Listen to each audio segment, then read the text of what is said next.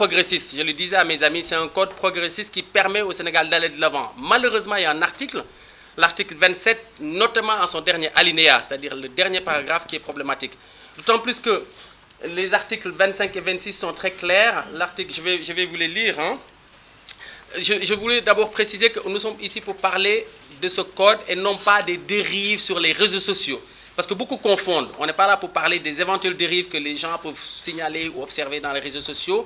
Et même là, il faut faire attention parce qu'on ne peut pas jeter le bébé avec l'eau du bain. Aujourd'hui, on se sert de véhicules pour commettre des attentats dans certains pays du monde. Vous l'avez vu. Est-ce qu'on a engendré une loi pour interdire les véhicules? Non, c'est absurde. On ne peut pas dire parce qu'on commet des attentats avec des voitures, il faut interdire l'utilisation des voitures. Donc là, rejeter en bloc les réseaux sociaux, c'est aussi absurde que cela. Mais ce n'est pas l'objet de la communication aujourd'hui. Donc je vais vous lire très rapidement l'article 27, qui est un des 266 articles du nouveau code. Et pourquoi ça nous paraît incongru, d'autant plus que les articles 25 et 26 sont très clairs, et même les 2 tiers de l'article 27. L'article 25 dit, intitulé « Accès ouvert à Internet ». Les utilisateurs ont le droit d'accéder et de diffuser les informations et contenus légaux de leur choix et d'utiliser et fournir des applications, services et équipements terminaux de leur choix, quel que soit le lieu où ils se trouvent et où se trouve le fournisseur et quel que soit le lieu, l'origine ou la destination de l'information communiquée, du contenu diffusé, de l'application utilisée ou du service fourni ou utilisé.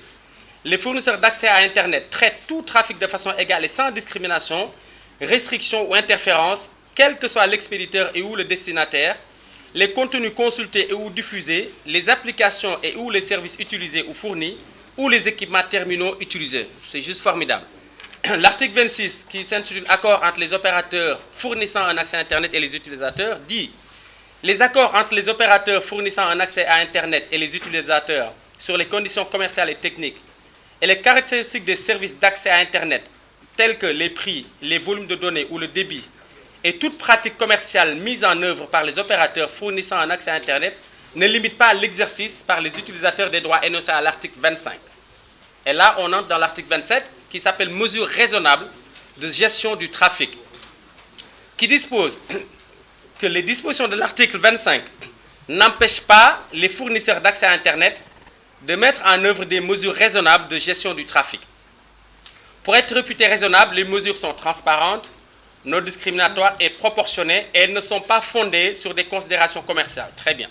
Mais sur des différences objectives entre les exigences techniques en matière de qualité de service de certaines catégories spécifiques de trafic.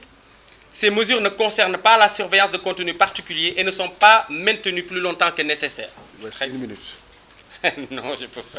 Il vous reste une minute. Alors, les fournisseurs d'accès à Internet n'appliquent pas de mesures de gestion du trafic qui vont au-delà de celles prévues au présent article, et en particulier s'abstiennent de bloquer, de ralentir, de motiver, de restreindre, de perturber, de dégrader ou de traiter de manière discriminatoire des contenus, des applications ou des services spécifiques ou des catégories spécifiques de contenus, d'applications ou de services, sauf si nécessaire, et si seulement le temps nécessaire pour 3 choses.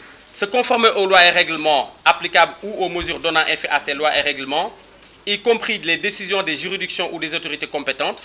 Deuxièmement, préserver l'intégrité et la sûreté des réseaux et des services fournis par l'intermédiaire de ces réseaux et des équipements terminaux des utilisateurs. Troisièmement, prévenir une congestion imminente du réseau et atténuer les effets d'une congestion exceptionnelle ou temporaire pour autant que les catégories équivalentes du trafic fassent l'objet d'un traitement égal.